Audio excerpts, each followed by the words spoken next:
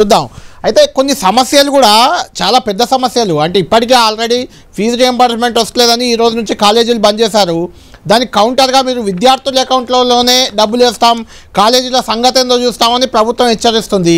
ఎల్లుండి నుంచి ఆరోగ్యశ్రీ 2000 కోట్ల బకాయిలు మీరు అధికారంలో కాంగ్రెస్ పార్టీ అధికారంలోకి వచ్చే నుంచి బకాయిలు ఉన్నాయని వాళ్ళు ఆరోగ్యశ్రీ నెట్వర్క్ హాస్పిటల్ ఎల్లుండి నుంచి ఆరోగ్యశ్రీ ఉండదు, ఈహెచ్ఎస్ ఉండదు, జర్నలిస్ట్ హెల్త్ స్కీమ్ కూడా ఉంది అందులోనే, అది ఉండదని చెప్తున్నారు. ప్రధానంగా ఈ రెండు సమస్యలు, దిక్కు హాస్పిటల్ బంద్, మరొకరికి విద్యా సంస్థలు బంద్. హరీష్ రావు ఒక ట్వీట్ చేశారు, ఫీజు రియంబర్స్మెంట్ బిల్లులు ఆపేయడంతో కాలేజీలు బంద్, విద్యార్థులకు నిరుద్యోగ భృతి బంద్, జాబ్ క్యాలెండర్ బంద్, నోటిఫికేషన్లు బంద్, నిధులు లేక గ్రామాల్లో పారిశుద్ధ్యం బంద్, రైతులకు రుణమాఫీ బంద్, పంట బోనస్ బంద్, ఇట్లా అన్నీ పెట్టారు. లాస్ట్కు మీ డ్రామాలను బంద్ చేసే రోజులు దగ్గరలోనే ఉన్నాయని ఒక కామెంట్ అది ఇప్పుడే ఒక ట్వీట్ చేశారు.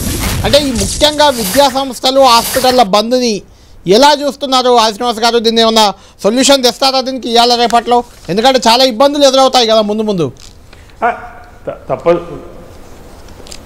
తప్పనిసరిగా అత్యవసర సేవలకు సంబంధించినటువంటి ఈ అంశంలో రాష్ట్ర ప్రభుత్వం గౌరవ ముఖ్యమంత్రి రేవంత్ రెడ్డి నాయకత్వంలో చర్చలు జరుగుతాయి, జరగబోతాయి.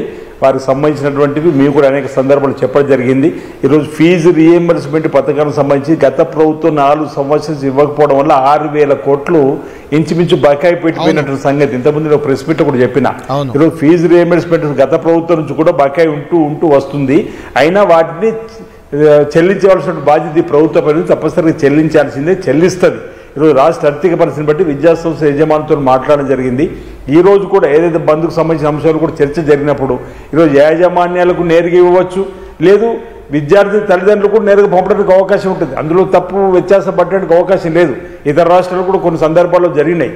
కాబట్టి దాని కొలికి వచ్చే అవకాశం ఉంటుంది. మాకు విద్యా సంస్థల మీద ఎలాంటి కోపం లేదు. విద్యా సంస్థలకు మా మీద కూడా ప్రభుత్వం మీద కోపం ఉందని అనుకోలేను. కానీ వారి యొక్క సంస్థ నడవాలి కాబట్టి మా బకాయిలు చెల్లించాలని చెప్పి కోరే విధానంలో వారు ముందుకు వచ్చే క్రమంలో అంటే వారు ఇప్పటికే 2-3 సార్లు అడిగిన తర్వాత ఈ ప్రభుత్వం కూడా దిగవచ్చి ఫీజు రియంబర్స్మెంట్ వేస్తున్న సందర్భం కూడా మనం అనేక సందర్భాలు చూసినాం. కాబట్టి వారు కూడా కొంచెం ఓపికతో ఉండాలి. రాష్ట్ర ఆర్థిక పరిస్థితిని బట్టి వారు కూడా సహకారం అందించారు. ఈరోజు చర్చలు జరిగినాయి కాబట్టి ఫీజు రియంబర్స్మెంట్ కూడా ఇచ్చేటువంటి కార్యక్రమం చేస్తాం. గత ప్రభుత్వం ద్వారా వచ్చిన బకాయిలను కూడా గుర్తుంచుకొని వాళ్ళు కోరేటువంటి కార్యక్రమం చేస్తూ ఉన్నాం. దాంతోపాటు అత్యవసర వైద్య సేవలకు సంబంధించి నెట్వర్క్ సేవలు సరే వాళ్ళు అడగడం జరిగింది. దానికి సంబంధించి కూడా డబ్బును ఇచ్చేటువంటి ఏర్పాటు ఎప్పటికప్పుడు చేస్తూ ఉన్నాం. సీఎం రిలీఫ్ ఫండ్ కూడా మీరు సీఎంఆర్ఎఫ్ చెక్ చూడండి, గత ప్రభుత్వానికి ఈ ప్రభుత్వం మొదటి సంవత్సరంలోనే 110% ఇంచుమించు ఎక్కువ ఇచ్చారు. 860 కోట్లు ఏది ఇచ్చారు. గత ప్రభుత్వం లాస్ట్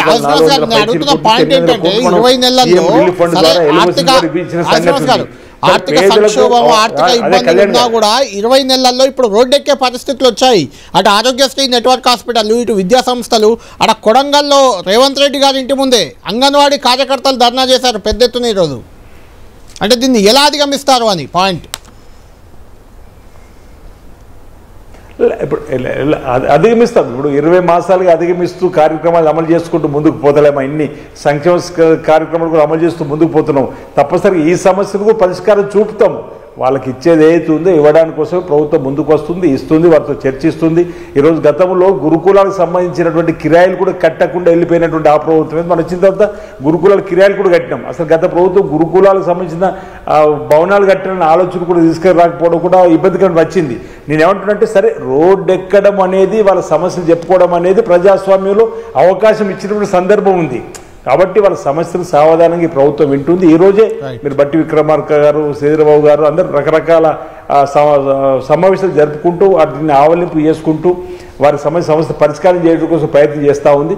తప్పనిసరిగా ఆ సమస్యలు పరిష్కారం అవుతాయి, అవి పెద్దగా కాకుండా ఉంటుందనే నా భావన. సరే ఇప్పుడు హరీష్ రావు గారు ట్వీట్ చేసిరంటారు, వాళ్ళకి కావాల్సింది ఇదే కదా, వర్షాలు పడకూడదు, ఈ రెవెన్యూ రాబడి రాకూడదు, ఈ సమస్యలు పెరుగుతూ ఉండాలి అనేటువంటిది. ఇలాంటివి కరెక్ట్ కాదు. టీఆర్ఎస్ నాయకుడు ఒకసారి వర్షాలు రాకుండా ఉంటే తెలుస్తుంది గత ప్రభుత్వం యొక్క గొప్పతనం అనేది, కాళేశ్వరం గొప్పతనం అనేది. నేను ఎందుకు చెప్తున్నానంటే ఇలాంటివి negativity thing is not good. Negative think ఉండకూడదు. హరీష్ రావు గారు ట్వీట్ కూడా కరెక్ట్ కాదు.